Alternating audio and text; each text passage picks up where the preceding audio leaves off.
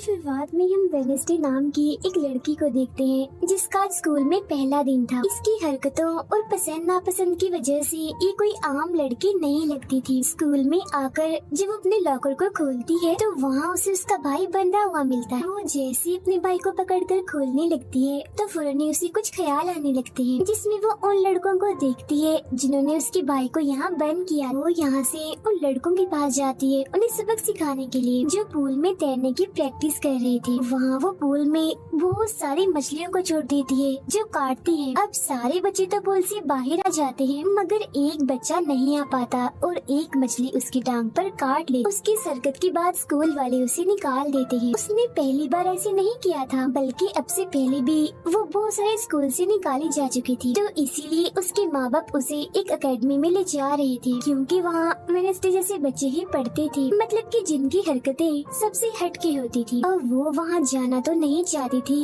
मगर मजबूरन उसे जाना ही पड़ता है। एकेडमी के पास वाले जंगल का सीन देखते हैं जहाँ एक शिकारी शिकार करने आया था। वो जंगल के काफी अंदर जाकर एक जगह पर बैठकर चाय पीने लगता है, मगर तभी कोई चीज अचानक से आकर उस पर हमला कर देती है और बड़ी बेरहमी से उसे मार देती है। वेडनेसडे और उसके माँ बाप एकेडमी पहुंचकर वहाँ के प्रिंसिपल के पास जाते हैं। ये प्रिंसिपल भी वेडनेसडे की तरह ही आउटकास्ट होती है। आउटकास्ट में जलपरी, वेयरवुल्व्स, वेम्पायर्स, चुड़ैल और ऐसे लोग शामिल थे जिनमें जादुई ताकतें पाई जाती है, और इस तरह के ही सारे बच्चे इस एकेडमी में पढ़ते हैं। वेडनेसडे के साथ जिसने कमरे में रहना था, यानी उसकी रूम में, उसने कमरे को काफी रंगीन बनाया हुआ था, इसीलिए सब कुछ वेडनेसडे को पसंद नहीं आता, क्योंकि उसे तो बस काला रंग ही पसंद था। यहाँ का सारा माहौल देखकर वो मुंह बना लेती है। तब उसकी रूममेट उससे पूछती है, तुम ठीक हो ना, क्या हुआ तुम्हें? जिस पर उसके डैड जवाब देते हैं, मेरी बेटी बड़ी अजीब है, काफी बोर है और बस इसे तुम जिंदा लाश समझो। अपने डैड की ये बातें सुनकर वेडनेसडे उन्हें घूरने लगती है। अब उसकी रूममेट उसे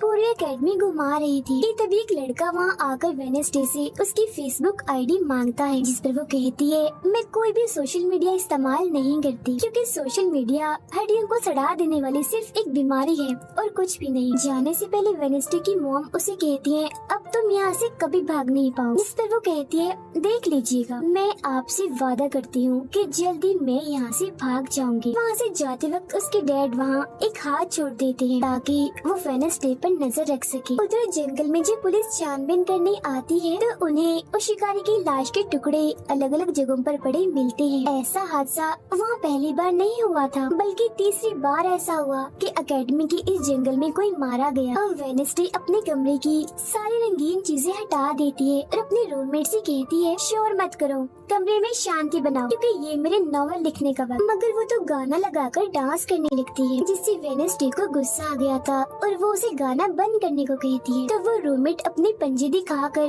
उसे डराने लगती है, क्योंकि वो थी एक वेयरवुल्फ, मतलब कि आधी इंसान और आधी वुल्फ। तभी इधर एक टीचर आती है जो काफी अच्छी थी और वो वेडनेसडे को वेलकम के तौर पर एक फूल गिफ्ट देती। अब अगले दिन जब वेडनेसडे कहीं जा रही थी तो उसके डैड का छोड़ा हुआ वो हाथ छुप छुप कर उसे देख रहा था, और फिर तभी उसके ऊपर एक स्टैचू गिरने वाला था, मगर बिल्कुल ठीक वक्त पर एक लड़का जिसका नाम जेवियर है उसे बचा लेता। लेकिन इस हड़बड़ी में वो बेहोश हो गई थी, और जब उसे होश आती है तो बजाय जेवियर का शुक्रिया अदा करने की वो उसे कहती है कि मुझसे ये उम्मीद मत रखना कि मैं तुम्हारी शुक्रगुजार रहूंगी, क्योंकि तुमने मुझे बचाकर गड़बड़ कर दी, मेरी इतनी अच्छी मौत को टाल दिया। तब जेवियर कहता है, मैं तुम्हें काफी पहले से जानता हूँ, जब हम 10 साल के थे तब हमारी मुलाकात हुई थी, हम दोनों खेल रहे थे तो मैं जाकर एक ताबूत में छुप गया, लोग मुझे जलाने ही वाले थे मगर तुमने मेरी जान बचा ली, और आज मैंने तुम्हारी जान बचाकर हिसाब बराबर कर। वेडनेसडे जब अपने कमरे में आती है तो उसे अपने बेड पर कुछ महसूस होता है। वो जैसे बिस्तर हटाती है तो वहाँ उस हाथ को देखकर फौरन उसे पकड़ लेती है और पूछती है, तुम कौन हो और यहाँ क्या कर रहे हो? जिस पर वो कहता है, मुझे तुम्हारे डैड ने तुम पर नजर रखने को कहा है, वही मुझे यहाँ पर छोड़ कर गए हैं। और वो उसे कहती है, मगर आज के बाद तुम मेरे लिए काम करोगे, वरना मैं तुम्हें हमेशा हमेशा के लिए दराज में बंद कर दूंगी। तो वो इस चीज के लिए मान जाता है कि ठीक है, मैं हर तरह से तुम्हारी मदद करूँगा।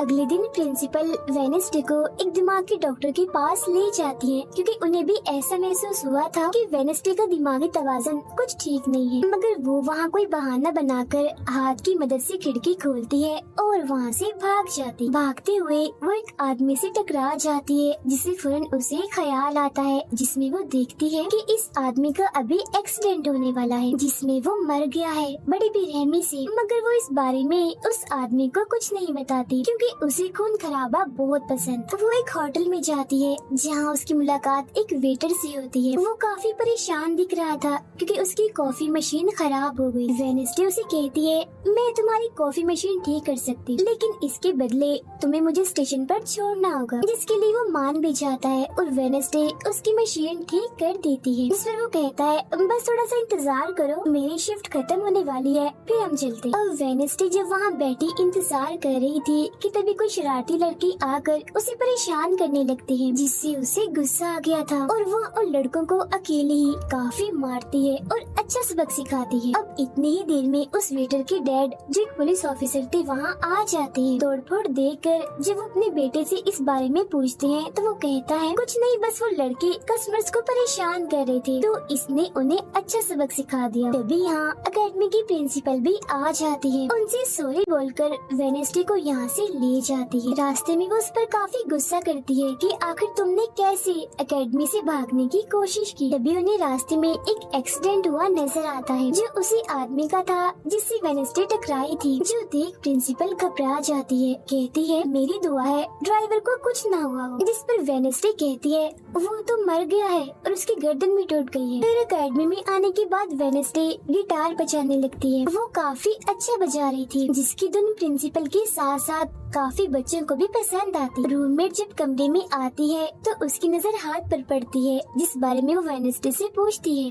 कि ये क्या चीज है। जिस पर वो जवाब देती है कि ये हमारी एडम फैमिली का एक मेंबर है। अब हम एक अनजान लड़के को देखते हैं, जो लाइब्रेरी में जाकर एक किताब से एक सफा फाड़ लेता है, जिस पर एक तस्वीर बनी हुई। उधर हाथ मीटर के घर पहुंच जाता है, जिसे देख वो काफी डर गया था और उसे मारने लगता है। फिर हाथ उसे बैठने का इशारा करके उसे वेनेसडे का नंबर देता है और उसे फोन करने का कहता है। फिर जब वेटर उसे कॉल करता है तो वो कहती है कि हमारी अकेडमी में एक त्योहार मनाया जाने वाला है, जहाँ सभी बच्चे आएंगे। मैं वहाँ से भागने वाली हूँ और अगर तुम मुझे स्टेशन तक पहुँचा दोगे तो मैं तुम्हें काफी अच्छा इनाम दूंगी। जिस पर वो वेटर मान भी जाता है। फिर जब वो त्योहार में जाती है तो देखती है कि प्रिंसिपल की नजर मुझ पर ही है, इसीलिए वो एक आदमी को पैसे देकर प्रिंसिपल का ध्यान भटकाने का कहती है। अब वेटर वहाँ आकर वेनेसडे के जाने से पहले उसे उसके डैड का एक पुलिस रिकॉर्ड तोहफे में देता है, जो उसने अपने डैड की फाइल्स में से चुराया था, क्योंकि उसके डैड एक पुलिस ऑफिसर जो थे। अब उस रिकॉर्ड को लेकर जैसे वो यहाँ से जाने लगती है तो तभी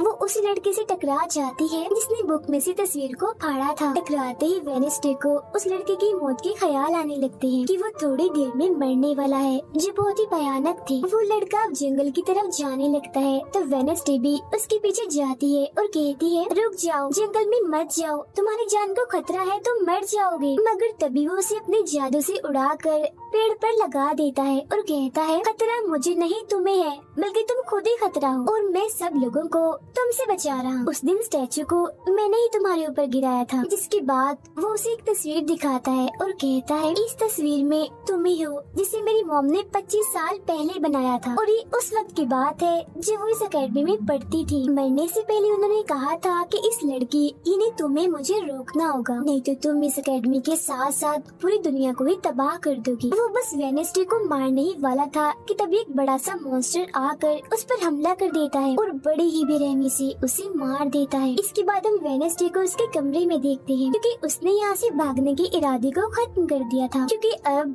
उसके दिमाग में बहुत सारे सवाल थे, जैसे कि मैं इस दुनिया के लिए खतरा कैसे हूँ, एक मॉन्स्टर ने आखिर मेरी जान क्यों बचाई, और साथ ही उसके डैड के खिलाफ पुलिस रिपोर्ट जिसमें उसके डैड के ऊपर एक कत्ल का इल्जाम था।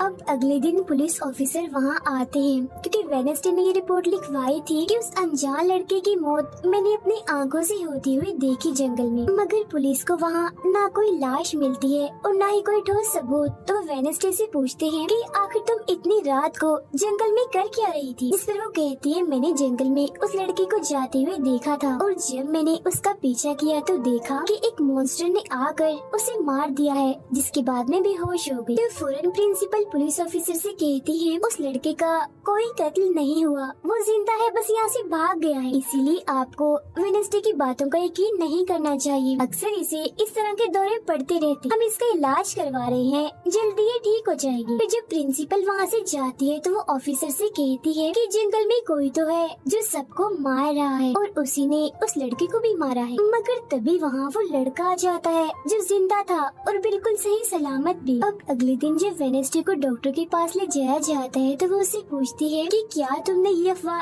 इसलिए फैलाई कि सभी की तवज्जो तुम पर हो जाए, यानी कि तुमने उस लड़के की मौत होते हुए देखा। जिस पर वो कहती है मैं जानती हूँ मैंने क्या देखा है, ओके, मुझे तुम्हें बताने की कोई जरूरत नहीं। अगले दिन उसे पता चलता है कि उसी लड़के को बगैर किसी वजह से एकेडमी से निकाला जा रहा है, इसीलिए वो अपने साथी उस हाथ को उस लड़के के पीछे लगा देती है। अब प्रिंसिपल के कहने पर वेडनेसडे एक एक्टिविटी में हिस्सा लेती है जिस मकसद के लिए वो क्लब ज्वाइन करती है, जहाँ उसके साथ सिर्फ एक ही लड़का था जिसके साथ उसकी दोस्ती हो जाती है। जब हाथ उस लड़के के पीछे जाता है तो देखता है कि वो अपना रूप बदल रहा है, जहाँ पहले वो एक बुरा इंसान और फिर एकेडमी के प्रिंसिपल का रूप ले लेता है। जिसके बाद हाथ आकर ये सारी बात वेडनेसडे को बता देता है। अब जब क्लास शुरू होने वाली थी तो जेवियर उसे कहता है कि मेरी साथ वाली सीट खाली है तो तुम यहाँ बैठ जाओ। तो वो उसके साथ आकर बैठ जाती है। जेवियर यहाँ मकड़ी की तस्वीर बना रहा था और फिर अपने जादू से वो उसे जिंदा भी कर देता है, मगर एक ही झटके में वेडनेसडे उसे मार देती है और उसकी राख उड़ा देती है। अब एक लड़की जो काफी बदतमीज थी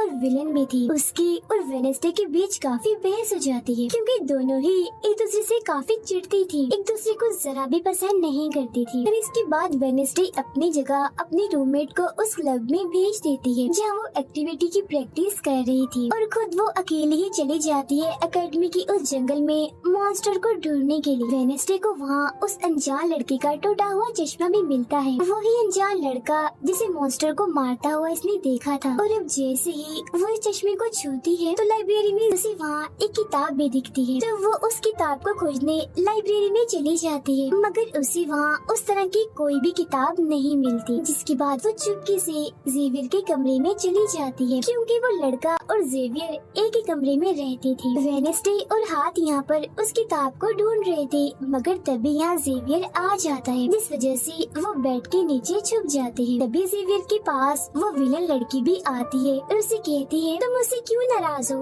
अच्छा गुस्सा छोड़ो, सुलह कर लो। जिस पर वो मना कर देता है। अब उसके इनकार पर विलन लड़की को लगने लगता है कि ये सब वो वेडनेसडे की वजह से कर रहा है, इसीलिए वो कहती है कि कल मैं वेडनेसडे समेत तुम्हारे सभी साथियों की कश्तियों की धज्जियां उड़ाने वाली हूँ। बेड के नीचे छुपे वेडनेसडे और हाथ भी उसकी ये बात सुन लेते। कमरे में वापस आने के बाद वेडनेसडे अपने रूममेट से कहती है कि कल जो कश्तियों की रेस होने वाली है मैं भी उसमें हिस्सा लूँ और कुछ भी हो जाए उस घमंडी लड़की यानी विलन को मैं हरा कर ही रहूंगी। अब अगले दिन जब रेस शुरू होती है तो बताया जाता है कि इस मुकाबले का कोई भी असूल कानून नहीं है, जो भी टीम सबसे पहले गुफा में जाकर झंडे को लाएगी वही टीम जीत जाएगी। जिसके फौरन बाद गेम शुरू हो जाती है और विलन भी अपनी चालें चलना शुरू कर देती। वो अपने एक जलपरी साथी की मदद से एक टीम की कश्ती को तुड़वा देती है, जिससे वो पूरी टीम पानी में गिर जाती है। मगर फिर जब वो जलपरी वेडनेसडे की कश्ती की तरफ आ रही थी तो हाथ उससे पहले ही जाल फेंककर उसे जाल में फंसा लेता है। अब किनारे तक सिर्फ 3 ही टीम्स पहुंच पाती हैं और जब सारे लोग झंडा लेने अंदर जाते हैं तो रूममेट अपने पंजों से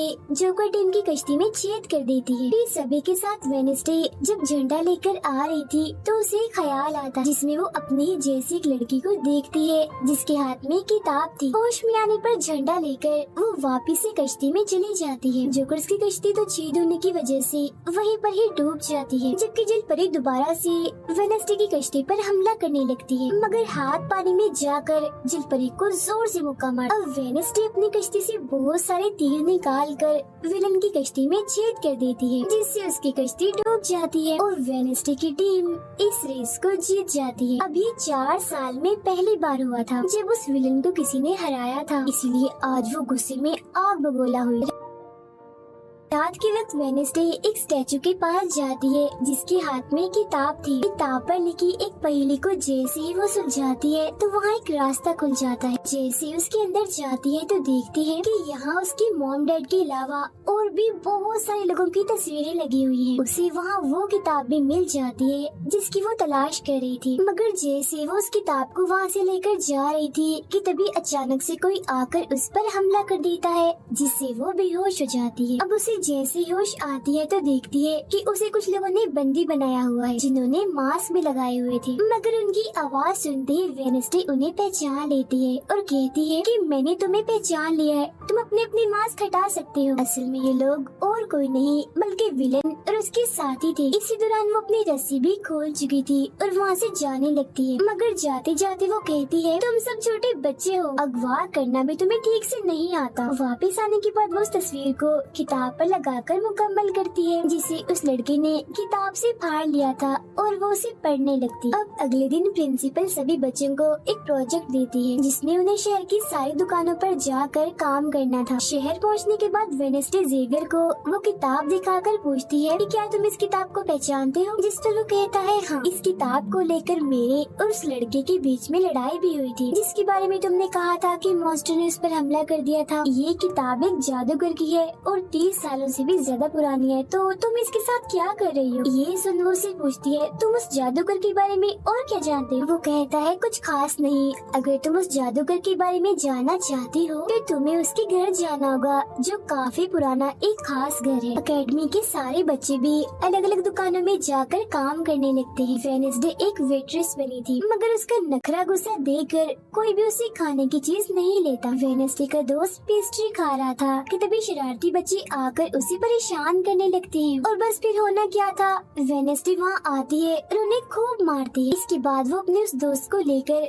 जादूगर के घर जाती है ताकि वो सारी सच्चाई जान सके कि आखिर बात क्या है, और उस किताब के बारे में भी। उसे वहाँ जादूगर की बहुत सारी चीजें और एक पेंटिंग भी दिखाई देती है। पेंटिंग में वो उसी लड़की को किताब पकड़े हुए देखती है जो उसे गुफा के पास भी दिखी थी। उसके ख्याल में जब उनकी रेस में वेडनेसडे झंडा लेने गई, फिर उसे वहाँ इस पेंटिंग वाले लड़की की किताब भी मिल जाती है, मगर वो खाली थी क्योंकि वो नकली थी। इतनी ही देर में वहाँ एक औरत आती है तो वेडनेसडे उसे असली किताब के बारे में पूछती है, जिस पर वो कहती है कि वो किताब तो चोरी हो गई थी और इस वक्त तुम जहाँ खड़ी हो ये भी उस जादूगर का असली घर नहीं है। इसके बाद वेडनेसडे वेटर से मिलने उसकी होटल जाती है और उससे जादूगर के असली घर के बारे में पूछती है, तो वो उसे असली घर के बारे में बता भी देता है, जहाँ से वेडनेसडे अकेले ही उस घर में चली जाती। वहाँ उसे एक बूढ़ा आदमी मिलता है जो उसे कहता है ये मेरी जगह है, मेरा घर है, निकलो यहाँ से। तब ये सुन वेडनेसडे का साथी वो हाथ उसके मुंह पर ही हमला कर देता है, जिससे डरकर वो आदमी वहाँ से भाग जाता है और वेडनेसडे को यहाँ से कुछ नहीं मिलता, इसीलिए वो यहाँ से जाने लगती है। मगर जब वो दरवाजे से बाहर जाती है तो फौरन उसे ख्याल आता है, जिसमें वो देखती है कि वो जादूगर एक लड़की को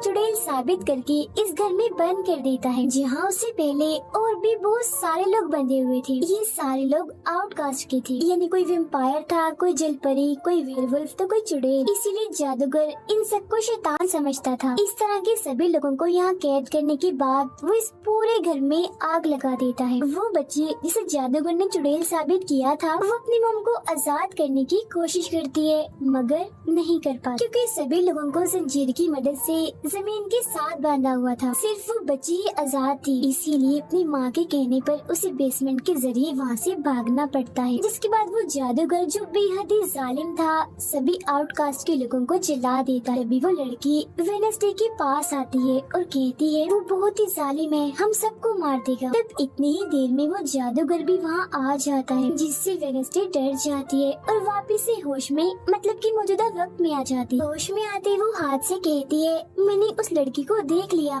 उसने मुझसे बात भी की, मुझे लगता है वो मेरे खानदान की कोई मेंबर है। तभी यहाँ जंगल वाला मॉन्स्टर आकर इस घर पर हमला कर देता है, मगर जब उसकी नजर वेडनेसडे पर जाती है तो वो यहाँ से भाग जाता है।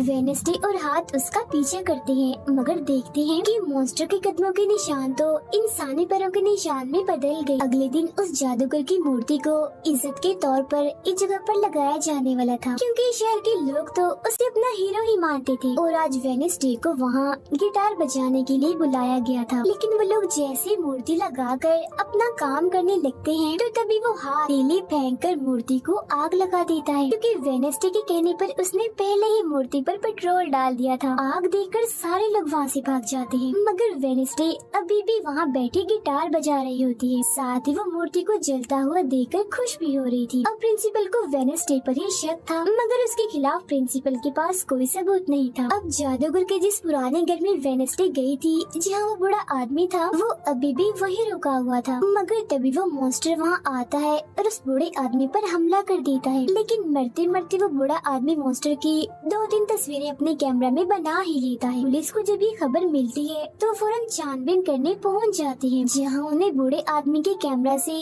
मॉन्स्टर की तस्वीर भी मिल जाती है। अगले दिन हाथ मुर्दा घर जाकर वहाँ लगे कैमरा पर कोई चीज लगा देता है, ताकि जो वो करे उसे कोई ना देख सके। फिर वो दरवाजा खोलता है तो वेडनेसडे अंदर आती है। वो यहाँ दरअसल उस बूढ़े आदमी के जख्मों को देखने आई थी, जिसे उस मॉन्स्टर ने मारा था। वो बूढ़े आदमी की लाश को देखकर सारा डेटा अपने पास रिकॉर्ड कर लेती है, जबकि हाथ उसकी एक फाइल बनाने में लग जाता है। तभी वहाँ डॉक्टर और पुलिस ऑफिसर भी आ जाते हैं। तब छुपने के लिए वेडनेसडे एक बॉक्स में सो जाती है। फिर जब डॉक्टर उस बॉक्स को खुला हुआ देखते हैं तो फौरन उसे चेक करते हैं, मगर जब वेडनेसडे को उसमें पड़ा हुआ देखते हैं तो उन्हें लगता है कि ये भी एक लाश है, इसीलिए वो उस बॉक्स को बंद करके वहाँ से चले जाते हैं। मगर फिर जब हाथ उसे वहाँ से लेने आता है तो वो कहती है, अच्छा तंग मत करो प्लीज, थोड़ी देर और सोने तो, बड़ा मजा आ रहा है। फिर इसके बाद वो अपनी छानबीन से ये पता लगवा लेती है कि वो मॉन्स्टर असल में जिस्म के हिस्सों को इकट्ठा कर रहा है। फिर अगले दिन जब वो अकेडमी जाती है तो उसे जेवियर की गर्दन पर किसी के पंजों के निशान दिखते हैं। अब हम जेवियर को एक केबिन से बाहर आता हुआ देखते हैं, और क्योंकि वेडनेसडे को उसके जख्मों पर पहले से ही शक था तो वो भी उसका पीछा करते करते वहाँ आ गई थी। उसे वहाँ पर बहुत सारे मॉन्स्टर की ड्राइंग्स और तस्वीरें दिखती हैं। एक तो तस्वीर को लेकर जैसे वो वहाँ से जाने लगती है तो तभी जेवियर उसे देख लेता है और जाने से रोक देता है, मगर वेडनेसडे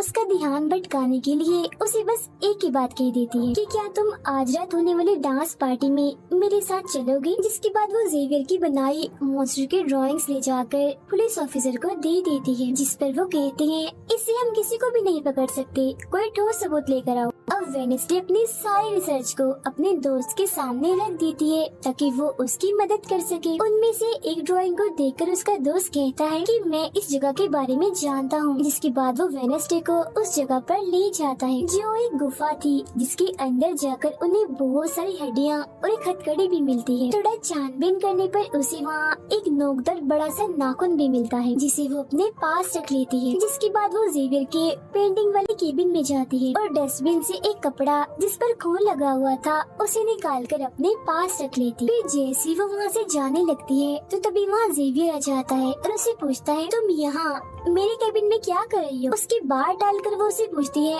ये जो चोट तुम्हारी गर्दन पर है ये तुम्हें कैसे लगी। तब वो बताता है कि पिछले कुछ दिनों से ये मॉन्स्टर मेरे सपनों में आ रहा है, इसीलिए मैं इसकी ड्राइंग्स बनाता हूँ। मगर एक दिन मैंने अपने जादू पर से कंट्रोल खो दिया और ड्राइंग के अंदर से मॉन्स्टर की पंजे ने निकलकर मुझे नोच लिया। लेकिन अब क्योंकि वेडनेसडे उस पर शक कर रही थी, इसीलिए वो उस पर काफी गुस्सा करता है और फौरन उसे यहाँ से जाने का कहता है। अब वेडनेसडे वो खून लगा कपड़ा और नाखून जाकर पुलिस ऑफिसर को दे देती है और कहती है, ये लो ठोस सबूत और बेशक डीएनए टेस्ट करवा लो। मेरे ख्याल से इतना सबूत काफी होगा, है ना। वो वो अपने दोस्त के पास जाती है और कहती है कि डांस पार्टी में जाने के लिए हमारे साथ कोई नहीं है, तो हम ऐसा करते हैं, डांस पार्टी में नहीं जाते बल्कि गुफा में जाकर मॉन्स्टर को ढूंढते। जिसके बाद रात को वेडनेसडे अपने दोस्त के साथ जंगल में जाने की तैयारी कर रही थी, मगर तभी उसके दरवाजे पर वेटर तैयार होकर आता है, क्योंकि हाथ ने उसे वेडनेसडे की तरफ से डांस पार्टी में चलने की दावत भेजी थी। अब क्योंकि वेटर काफी खुश था तो वेडनेसडे उसका दिल तोड़ना नहीं चाहती थी, इसीलिए वो अपने गुफा में जाने वाले प्लान को खत्म करके वेटर के साथ पार्टी में जाने का फैसला करती है। फिर जब वेडनेसडे वहाँ से जाने लगती है तो उसका दोस्त वहाँ आता है, तो वो उसे कहती है, आई एम सॉरी, मैं पार्टी में जा रही हूँ, हम ऐसा करते हैं कल गुफा में जाएंगे। लेकिन उसका दोस्त बगैर बताए अकेला ही उस गुफा में चला जाता है। उधर पार्टी में सारे लोग आकर काफी एंजॉय कर रहे थे। सब लोग अपने अपने साथी को लेकर पार्टी में आए हुए थे, जहाँ जेवियर अपने साथ उस विलन लड़की को लाया था। लेकिन जब वेडनेसडे वेटर के साथ वहाँ आती है तो उन दोनों को साथ देखकर जेवियर जलने लगता है। जब सब लोग डांस कर रहे थे तो वेडनेसडे की डांस करने के स्टाइल से सारे लोग काफी हैरान रह जाते हैं, क्योंकि वो काफी अजीब तरह से ही डांस कर रही थी। उधर जंगल में वेडनेसडे का दोस्त भी पहुंच गया था और छुपकर मॉन्स्टर के आने का इंतजार कर रहा था, मगर तभी वहाँ कोई आता है और उस गुफा में धमाका करके भाग जाता है। जेवियर लगातार उन दोनों को देखकर जल रहा था, इसीलिए वो विलन लड़की से कहता है कि तुम अपना लॉकेट उतारो और अपनी जेल परी से मेरे लिए मदद मांगो ताकि मैं वेडनेसडे को भूल जाऊं। जो सुन विलन लड़की भड़क जाती है और उसे कहती है कि तुम तो पहले ये कहते फिर रहे थे कि मैंने अपनी जेल परी से तुम्हें अपने काबू में किया है और अब तुम्हें किसी को बुलाने के लिए मेरी ही मदद चाहिए। तभी बाहर शरारती लड़कों का ग्रुप टैंकर लेकर आता है और डांसिंग क्लब की पंप में वो बड़ा सा पाइप लगा देते हैं और फिर तभी अचानक उस पार्टी में खून की बारिश होने लगती है, क्योंकि जो टैंकर वो शरारती लड़के लाए थे जिसका पाइप उन्होंने लगाया था उसमें दरअसल खून था। ये देख सारे लोग घबरा जाते हैं और पार्टी से भागने लगते हैं, मगर वेडनेसडे वहीं खड़ी रहती है क्योंकि उसे तो अब और मजा आ रहा था, क्योंकि वो बारिश खून की नहीं बल्कि कलर की थी जिसमें वो काफी एंजॉय कर रही थी। तभी वेडनेसडे को ख्याल आता है जिसमें वो देखती है कि उसका दोस्त अकेला ही जंगल में चला गया है, जहाँ वो मुसीबत में है, उसकी जान खतरे में है। इसीलिए वो जंगल की तरफ उसे बचाने के लिए भाग जाती है। उसके दोस्त के पीछे दरअसल वो मॉन्स्टर पड़ गया था जिससे बचकर वो भाग रहा था। वो मॉन्स्टर एक बार उस पर हमला करता ही है कि तभी वेडनेसडे उसे ढूंढते हुए वहाँ आ जाती है। तब मॉन्स्टर उसे देखकर वहाँ से भाग जाता है। वो अपने दोस्त को बेहोश पड़ा हुआ देखकर काफी घबरा जाती है। इतने ही देर में उसकी टीचर भी उसका पीछे करते करते वहाँ आ गई थी, जिसके बाद उसके दोस्त को हॉस्पिटल ले जाया जाता है और वेडनेसडे खुद वापस अपनी एकेडमी में आ जाती, जहाँ वो अपने डैड पर लगे इल्जाम को सुलझाने की कोशिश कर रही थी कि आखिर सच क्या। एकेडमी में सारे माँ बाप अपने बच्चों से मिलने आते हैं क्योंकि आज मीटिंग थी। प्रिंसिपल सबको बताती है कि वेडनेसडे के दोस्त की हालत में सुधार हो रहा है, कुछ दिन के बाद ठीक होकर वो वापस आ जाएगा। मगर दूर खड़ी वेडनेसडे अपने रूममेट को बताती है कि ये झूठ है, वो तो कोमा में है बेचारा। तभी यहाँ दोनों के माँ बाप आ जाते हैं और ये उनसे मिलने चली जाती। वेडनेसडे अपने मॉम डैड को बताती है कि जब से आपने मुझे यहाँ छोड़ा है मेरे ऊपर बहुत सारे हमले हुए हैं। अब इन सभी को अपनी अपनी फैमिली से मिलता हुआ दूर खड़ी जेवियर और विलन लड़की देख रहे हैं, क्योंकि उनके मॉम डैड आज भी नहीं आए। अब विलन लड़की सुधर गई होती है, साथ ही उसकी जेवियर के साथ दोस्ती भी हो गई थी, तो अब से हम उसे जेवियर की दोस्त कहें। तब इतनी ही देर में उसकी मॉम भी इधर आ जाती है, जिसे देखकर वो काफी हैरान थी। वेडनेसडे के माँ बाप प्रिंसिपल से मिलते हैं तो वो कहती है कि वेडनेसडे काफी अजीब तरह से सबसे पेश आती है, इसे डॉक्टर के पास ले जाए इलाज करवाने के लिए। अब इससे पहले वहाँ उसके माँ बाप कुछ कहते फौरन वो बोल पड़ती है कि रुकिए जरा डैड, मैं आपसे कुछ पूछना चाहती हूँ। ये देखिए एक लड़का जिसका नाम गैरेट है, इसके कत्ल का इल्जाम आपके सर पर क्यों है और ये कौन था? तो वेडनेसडे की मॉम उसे कुछ भी बताने से इनकार कर देती है। तो वो अपनी मॉम को ये कहकर यहाँ से चली जाती है कि मत बताइए, बाकी सबूत मैं खुद ढूंढ लूँ। वो सीधा जाती है हॉस्पिटल अपने दोस्त से मिलने, जहाँ उसका ख्याल वेडनेसडे का साथी हाथ रख रहा था। अब पता चलता है कि डॉक्टर ने अपनी जान ले ली है और ये डॉक्टर वही था जिसके मुर्दा खाने से वेडनेसडे बूढ़े आदमी की लाश को देखने आई। मरने से पहले डॉक्टर ने एक खत भी छोड़ा था जिसमें लिखा हुआ था कि मैं गैरेट के केस पर शर्मिंदा हूँ क्योंकि मैंने उसकी झूठी रिपोर्ट बनाई थी। अब जब सारे लोग खाना खा रहे थे तो तभी वहाँ पुलिस ऑफिसर आकर वेडनेसडे के डैड को पकड़ लेता है और कहता है कि गैरेट की मौत के इल्जाम में तुम्हें गिरफ्तार किया जा रहा है। जेल में वेडनेसडे अपने डैड से मिलने जाती है, पूछती है कि बताएं गैरेट से आपका क्या वास्ता है। तो वो बताते हैं कि गैरेट तुम्हारी मॉम से बहुत प्यार करता था। फिर एक दिन जब तुम्हारी मॉम और मैं साथ थे तो गैरेट ने आकर मुझ पर हमला कर दिया। मैंने अपना काफी बचाव किया,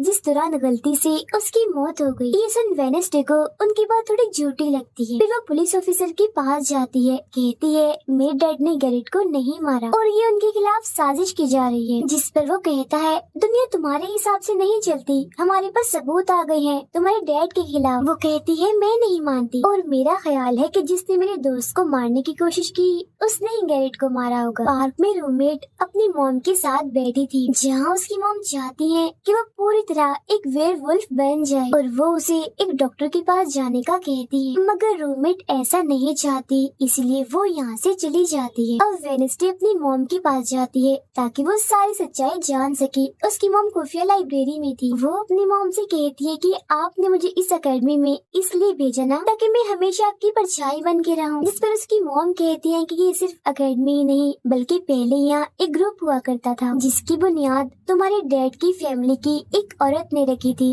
जिसका नाम गुडी था। वो कहती है मैं ये जानना चाहती हूँ कि डैड ने तो गैरेट को नहीं मारा तो फिर किसने मारा है। तब उसकी मॉम सच्चाई बताती है कि जब मैं वहाँ गई तो मैंने देखा कि तुम्हारे डैड और गैरेट आपस में लड़ रहे थे। मैंने उन्हें रोकने की कोशिश की मगर गैरेट तुम्हारे डैड को काफी बुरी तरह से मार रहा था। मैंने फौरन तलवार उठा ली और फिर जैसे गैरेट मेरे पास आने लगा तो तलवार उसके आर पार हो गई और वो मारा गया। मगर तुम्हारे डैड ने मेरी जान बचाने के लिए तलवार मुझसे ले ली ताकि सारा इल्जाम उन पर आ जाए। वेडनेसडे कहती है मगर मुझे पता चला था कि जब गैरेट मरा तो उसके मुंह से झाग निकल रही थी। ऐसा तो सिर्फ तब होता है जब किसी ने जहर लिया हो। अब सच पता करने का सिर्फ एक ही रास्ता है, गैरेट की कब्र को खोदना। जिसके बाद वो अपनी मॉम के साथ मिलकर गैरेट की कब्र को खोद देती है और वहाँ से उसकी एक उंगली ले लेती है। मगर तभी इधर पुलिस आकर उन दोनों माँ बेटी को गिरफ्तार कर लेती है। जेल में वेडनेसडे गैरेट की उंगली अपने मॉम डैड को दिखाती है, कहती है कि उसकी मौत जहर से हुई थी। मगर जैसे उसके हाथ इस उंगली पर लगते हैं उसे फौरन एक ख्याल आता है जिसमें वो देखती है कि गैरेट के डैड ने उसे जहर दिया था ताकि वो इस पूरे अकेडमी के लोगों को मार डाले। मगर जब उसकी लड़ाई वेडनेसडे के डैड से हुई तो जहर की बोतल टूट गई जिससे सारा जहर गैरेट के अंदर चला गया। जिसका मतलब साफ था कि उसने वो वेडनेसडे के डैड को ही नहीं बल्कि पूरी अकेडमी को ही खत्म करने आया था। जेल से रिहा होने के बाद वेडनेसडे और उसकी मॉम मेयर के पास जाती है, कहती है आपने गैरेट की मौत के सच को छुपाया, उसकी मौत जहर से हुई थी न कि तलवार से और ये बात साबित भी हो गई है। जो सुन मेयर सब कुछ सच बता देता है जिसके बाद वेडनेसडे के डैड को भी रिहा कर दिया जाता है। अब वेडनेसडे अपनी मॉम को बताती है कि मुझे बहुत ख्याल आते हैं, जिस पर उसकी मॉम कहती है कि ये खासियत हमारे खानदान में है, ख्याल सबको आते हैं, अगर ख्याल हमारे कंट्रोल में ना रहे तो ये हमें पागल बना सकते हैं, इसीलिए हमारे खानदान के पुराने लोग आकर हमें आसान रास्ता बताते हैं और ट्रेनिंग देते हैं। तो वेडनेसडे फौरन बोलती है जैसे गुडी एडम्स जिसके बारे में आपने बताया था कि वो मेरे डैड के खानदान की है। जिस पर उसकी मॉम कहती है कि मुझे नहीं पता, बहरहाल तुम होशियार रहना, क्योंकि गुडी एडम्स बदला चाहती थी जिसके चक्कर में वो खुद भी नहीं बच पाई। फिर सबके माँ बाप अपने अपने बच्चों से मिलकर जा रहे थे। रूममेट अपनी मॉम को कहती है आप फिक्र मत करना, जब मुझे वेयरवुल्फ बनना होगा मैं बन जाऊँ। जाने से पहले वेडनेसडे की मॉम उसे वही किताब देती है जो अक्सर प्रिंसिपल के पास हुआ करती थी। वो किताब लेकर वेडनेसडे प्रिंसिपल के पास जाती है, कहती है कि उस अनजान लड़की को आपने मारा था, मैंने देखा था, जिसके बारे में मैंने कहा था कि उसे मॉन्स्टर ने मारा है, क्योंकि वो आप ही हो जो खुद को बदल बदल कर लोगों को मार रही हो। मैं ये बात अब पुलिस को बता दूंगी। जिस पर प्रिंसिपल कहती है नहीं, उसे मैंने नहीं मारा, बल्कि वो तो अपनी ताकतों पर से कंट्रोल खो बैठा था और उस दिन उसने तुम्हें मारने की भी कोशिश की थी। इनकी बातों के दौरान इन्हें बाहर से शोर सुनाई देता है। ये चेक करने जब वहाँ जाती हैं तो पता चलता है कि बाहर ग्राउंड में आग से कुछ लिखा हुआ। और वेडनेसडे अपने चारों तरफ मोमबत्तियां जला के बैठी थी क्योंकि वो गुडी को बुलाने की कोशिश कर रही, मगर तभी इधर उसकी रूममेट आ जाती है। साथ ही उसे एक खत भी मिलता है जिसमें कोई उसे गुफा में मिलने बुलाता है। जब वेडनेसडे अपनी रूममेट के साथ वहाँ जाती है तो गुफा के अंदर जाने के बाद उसे एहसास होता है कि यहाँ कोई है। यहाँ दरअसल जेवियर और उसके साथी थे जो वेडनेसडे को सरप्राइज देना चाहते थे क्योंकि आज उसकी बर्थडे थी। यहाँ वेडनेसडे को एक लाइन लिखी हुई दिखती है कि जब मैं लौटूंगा तो शोले बरसेंगे। इसे जैसे वो हाथ लगाती है तो उसे ख्याल आता है जिसमें वो उसी लड़की से मिलती है जो अक्सर उसे नजर आया करती थी, और ये और कोई नहीं बल्कि गुडी ही है। वो वेडनेसडे को एक महल दिखाकर कहती है कि अगर तुम्हें उस जादूगर के बारे में जानना है तो तुम्हें इस महल को ढूंढकर यहाँ आना होगा। जब वो ग्राउंड में खड़ी उस लाइन को देख रही थी जहाँ आग से कुछ लिखा था, तो तभी उसके पास जेवियर आता है जिससे वो बात नहीं करती क्योंकि नाराज थी। उसे लग रहा था कि हो ना हो जेवियर ही वो मॉन्स्टर है। फिर वो अपने दोस्त के पास हॉस्पिटल जाती है जो अभी भी बेड पर था और उसकी हालत भी खराब थी, इसीलिए वो उसे कोई बात नहीं कर पाती। अब वेडनेसडे अपने दोस्त वेटर से मिलने जाती है और उसे उस महल जो गुडी ने दिखाया था उसकी तस्वीर दिखाकर पूछती है कि क्या तुम इस जगह के बारे में जानते हो, जिस पर वो मना कर देता। अब यहाँ तो उसका काम नहीं हुआ, इसीलिए उस तस्वीर को लेकर जेवियर के पास जाती है और उससे भी वही सवाल करती है कि क्या तुम इस जगह के बारे में जानते हो, मगर तभी उसकी नजर इसी महल की पेंटिंग पर जाती है जो जेवियर ने पहले से ही बनाई हुई थी, जिस पर वो बताता है कि ये जगह रात को मेरे सपने में आई थी तो मैंने इसे बना दिया। अच्छी बात ये थी कि जेवियर इस जगह के बारे में जानता भी था। तब उसी महल का पता लेकर वेडनेसडे वहाँ पहुँच जाती है जहाँ मेयर पहले से ही मौजूद था, और क्योंकि वो जान गया था कि असली कातिल कौन है तो वेडनेसडे उसकी गाड़ी में ही छुप जाती है। मगर जैसे मेयर की गाड़ी शहर में पहुँचती है तो कोई उनकी गाड़ी को ठोक देता है जिससे मेयर का एक्सीडेंट हो गया था।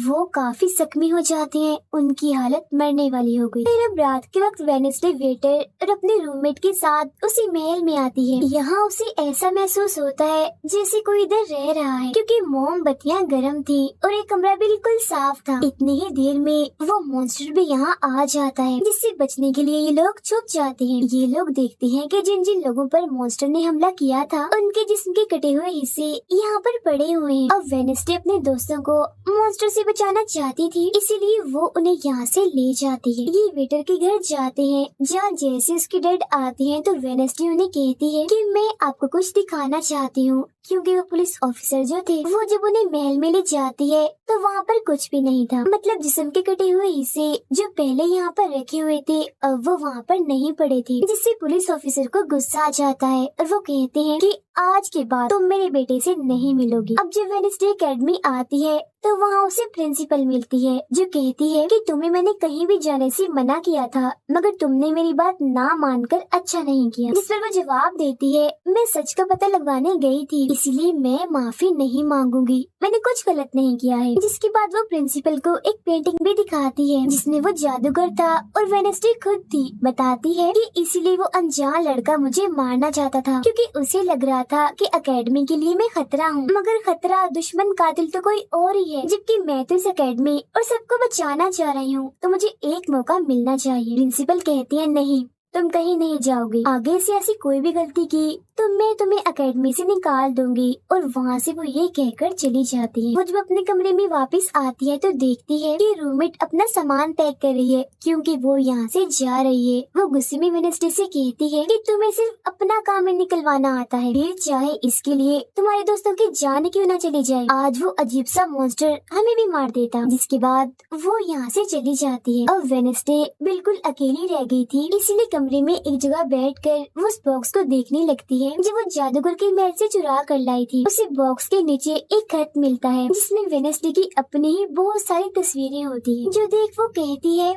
मेरी एडम्स फैमिली, जादूगर, मॉन्स्टर और मैं शायद किसी न किसी तरीके से जुड़े हुए हैं। और जब ये बात मेयर को पता चली तो किसी ने उनका मुंह बंद कर दिया, मगर मैं चुप नहीं बैठूंगी और तुम जो कोई भी हो मैं तुम्हें ढूंढ लूंगी देखना। अब मेयर की मौत हो गई थी और जब उन्हें दफनाया जा रहा था तो वेडनेसडे वहाँ आती है और सोचने लगती है कि कातिल यहाँ आए लोगों में से कोई है, मगर तभी उसे जंगल में कोई दिखता है। वो पीछे करती है तो पता चलता है कि और कोई नहीं बल्कि उसका अंकल है। अंकल बताते हैं कि मेरे ऊपर चोरी का इल्जाम है तो कुछ वक्त के लिए मुझे छुप के रहना होगा। जब वेडनेसडे उन्हें एक केबिन में छुपा देती है और मॉन्स्टर की तस्वीर दिखाकर पूछती है कि आप इसके बारे में कुछ जानते हैं, जिस पर वो कहते हैं मैं ज्यादा कुछ तो नहीं जानता, अगर तुम्हें इसके बारे में जानना है तो तुम्हें खुफिया लाइब्रेरी में जाना होगा। वहाँ एक तिजोरी में डायरी है जिसमें इस मॉन्स्टर के बारे में सब लिखा है। आधी रात को वेडनेसडे उस लाइब्रेरी में जाती है जहाँ जेवियर पहले से ही मौजूद था। तब ये उसे कहती है जहाँ जहाँ मॉन्स्टर से हमला हुआ है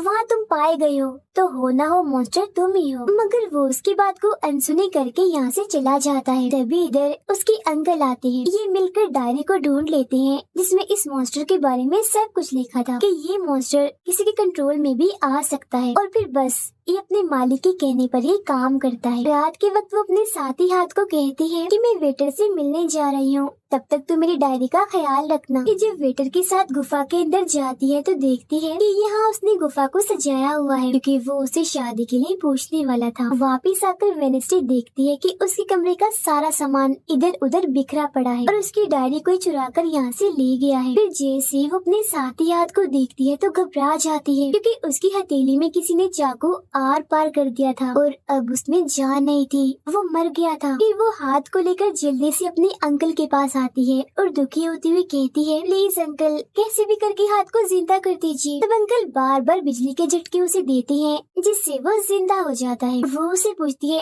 अच्छा तुम पर हमला किसने किया था? जिस पर इशारों से वो बताता है कि मैंने नहीं देखा क्योंकि हमला पीछे से हुआ था। जिस पर वेडनेसडे गुस्से से भर जाती है, कहती है चाहे कुछ भी हो जाए मैं उसे नहीं छोड़ूंगी, वो जो भी है। और वो प्रिंसिपल को आकर कहती है किसी ने मेरे कमरे में तोड़ फोड़ कर दी है, साथ ही कोई इस डायरी को भी चुरा कर ले गया है। वो कहती है वो डायरी तो खुफिया लाइब्रेरी में थी तो तुम्हारे पास कैसी आई? तुम ऐसी हरकतें मत करो कि एकेडमी को बंद करना पड़े, ऐसा मैं होने नहीं दूंगी। फिर जब वेडनेसडे वहाँ से जा रही थी तो तभी उसके पास उसके साथी आते हैं और उसे जानकारी देते हैं कि गैरेट जिसकी मौत का इल्जाम तुम्हारे डैड पर था, उसकी मॉम को किसी ने डबोकर मारा था और मरने से पहले उनकी सारी प्रॉपर्टी एक डॉक्टर ने हथिया ली थी। डॉक्टर नाम सुनकर वेडनेसडे को दिमागी डॉक्टर पर शक होता है, इसीलिए वो सीधा उनके पास जाती है। कहती है कि मैं जानती हूँ आपके अंदर गैरेट की मॉम की आत्मा है जो सबसे अपनी मौत का बदला लेना चाहती है, अब बस कर दो, तुम्हारा खेल खत्म हुआ। जिसके बाद वो यहाँ से चली जाती है। ये सारी बातें सुन डॉक्टर को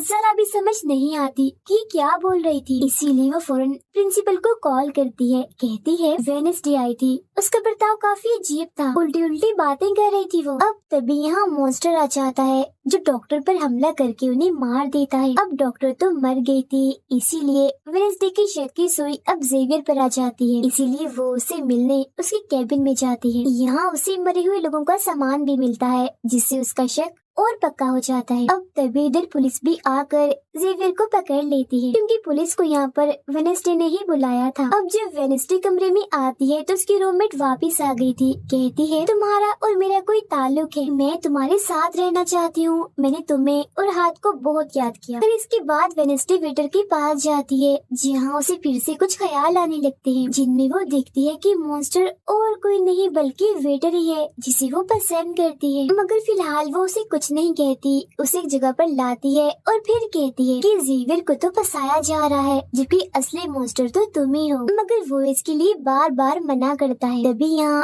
वेडनेसडे के सारे दोस्त भी आ जाते हैं और वेटर को पकड़कर कुर्सी से बांध देते हैं। अब वेडनेसडे उस पर जुल्म करना चाहती है मगर उसके दोस्त ऐसा करना नहीं चाहते, इसीलिए वो यहाँ से चले जाते हैं। फिर जैसे ही वो वेटर को मारने के लिए आगे बढ़ती है कि तभी वेटर के डैड पुलिस ऑफिसर यहाँ आ जाते हैं और वेडनेसडे को गिरफ्तार कर लेते हैं। हालांकि वो उन्हें कहती भी है कि असली कातिल आपका बेटा है, वही मॉन्स्टर है ये, मगर वो उसकी एक नहीं सुनते। फिर जब वो यहाँ से जा रही थी तो वेटर उसके पास आता है, कहता है कैसा लगा हारना, अभी तो और भी बहुत कुछ होना बाकी है बच्चों। जिसके बाद प्रिंसिपल भी वेडनेसडे को कह देती है कि तुमने सारी हदें पार कर दी, इसीलिए तुम्हें एकेडमी से निकाला जा रहा है। लेकिन अभी भी वो बार बार एक ही बात कह रही थी कि वेटर ही असली मॉन्स्टर है, मगर फिर भी वो उसकी एक नहीं सुनती और जाने का कहती है। तब आखिरी बार वेडनेसडे जेवियर से मिलने जाती है जो जेल में बंद था और उससे नाराज भी था क्योंकि वेडनेसडे ने ही उसे पुलिस के हवाले किया था। हालांकि वो उसे बताती भी है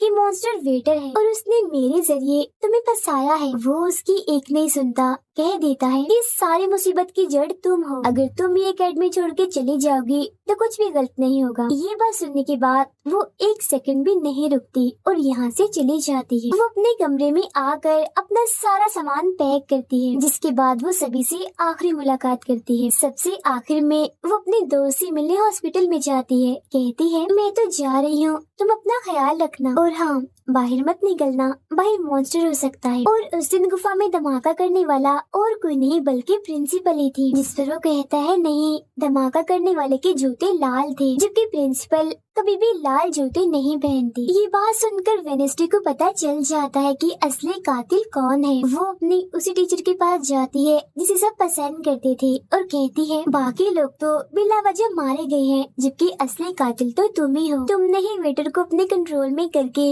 उसे मॉन्स्टर बनाया और धीरे धीरे उसे अपना गुलाम बना लिया। अपने इशारों पर नचाकर लोगों को उसके जरिए मरवाया। तभी यहाँ वेटर भी आ जाता है जिसे वो टीचर कहती है जल्दी करो, वेडनेसडे को मार दो। लेकिन दरअसल की वेटर नहीं थी बल्कि प्रिंसिपल थी जो रूप बदल कर यहाँ पर आई थी। और अब टीचर प्रिंसिपल के गले में जहर का इंजेक्शन घुसा देती है जिससे प्रिंसिपल बेचारी मारी जाती है। फिर वो वेडनेसडे को भी बांध कर जादूगर की गुफा में ले आती है। गुफा में आकर वेडनेसडे को पता चल जाता है कि जिन मरे हुए लोगों के जिस्म के हिस्सों को इकट्ठा किया गया था वो दरअसल जादूगर को दोबारा से जिंदा करने के लिए किए गए थे। तभी यहाँ टीचर जो असली विलन थी वेडनेसडे को बताती है कि जब गुडी ने जादूगर को मारा था तो गुडी ने अपने खून से जादूगर की कब्र पर एक ताला लगा दिया था और अब जादूगर को जिंदा करने के लिए हमें गुडी की फैमिली मतलब एडम्स फैमिली के ही किसी इंसान का खून चाहिए, साथ ही पूरे चांद की रात भी हो। और अब हमें ये सुनहरी मौका मिल गया है जादूगर को जिंदा करने का, क्योंकि एडम्स फैमिली से तुम हो और आज पूरे चांद की रात भी है, हम तुम्हारा खून लेंगे। जिसके बाद टीचर वेडनेसडे के हाथ पर कट लगा देती है जिससे उसका खून निकलने लगता है। फिर वो उसके खून से जादूगर की कब्र का ताला खोल देती है और फिर अगले ही पल जादूगर भी जिंदा होकर अपनी कब्र से बाहर आ जाता है। बाहर आते ही वो वेडनेसडे को चाकू मार देता है जिससे वो जख्मी हो जाती है। इसके बाद वो एकेडमी को खत्म करने के लिए चला जाता है। अब तभी यहाँ गुडी एडम्स आती है और वेडनेसडे को बिल्कुल ठीक कर देती है, मतलब कि उसके जख्म, और कहती है मैंने तुम्हें ठीक तो कर दिया है मगर अब के बाद मैं तुम्हें नजर नहीं आऊंगी। जंगल की रास्ते से जब वेडनेसडे जा रही थी तो तभी उसके सामने वेटर आ जाता है। उसे टीचर कंट्रोल कर रही थी इसीलिए वो मॉन्स्टर बनकर उस पर हमला कर देता है। वो बस उसे मारने ही वाला था कि तभी यहाँ एक वेयरवुल्फ आ जाती है जो और कोई नहीं बल्कि रूममेट थी जो आज पहली बार वेयरवुल्फ बनी थी, वो भी सिर्फ वेडनेसडे को बचाने के लिए। यहाँ वेयरवुल्फ और मॉन्स्टर के बीच काफी खतरनाक लड़ाई होती है जिसमें वेयरवुल्फ मॉन्स्टर पर भारी पड़ रही थी और उसे काफी मारती है, अच्छा मजा चखाती है। इसके बाद वेडनेसडे जादूगर से लड़ने उसे रोकने के लिए एकेडमी में आ जाती है जहाँ वेडनेसडे को बचाने के लिए जेवियर पहुँच जाता है। अब जैसे जादूगर जेवियर को मारने वाला था तो तभी सामने वेडनेसडे आ गई थी और वो बेचारी खुद जख्मी हो जाती है, मगर फिर भी वो जेवियर को कहती है कि तुम यहाँ से जाओ और बाकी एकेडमी वालों को बाहर निकालो क्योंकि ये हम जैसे आउटकास्ट के लोगों को नहीं छोड़ेगा। जिसके बाद वो फिर से खड़ी हो जाती है, उसके हाथ में तलवार भी थी जिसकी मदद से वो जादूगर से लड़ती है, मगर जादूगर काफी ताकतवर था इसीलिए वो उसके सामने नहीं टिक पाती। वो बस उसे मारने ही वाला था कि तभी इधर जेवियर की दोस्त आकर जादूगर का ध्यान भटका देती है। जिस दौरान मौका देकर वेडनेसडे उठती है और तलवार के एक टुकड़े को जादूगर के दिल के आर पार कर देती है क्योंकि ऐसा उसे गुडी एडम्स ने करने को कहा था। जी हाँ, जादूगर एक बार फिर से मर जाता है और उन्हें उसका जिस्म जलने लगता है और राख बनकर उठ जाता है। जादूगर के मरते ही यहाँ वो टीचर आ जाती है जिसके हाथ में गन थी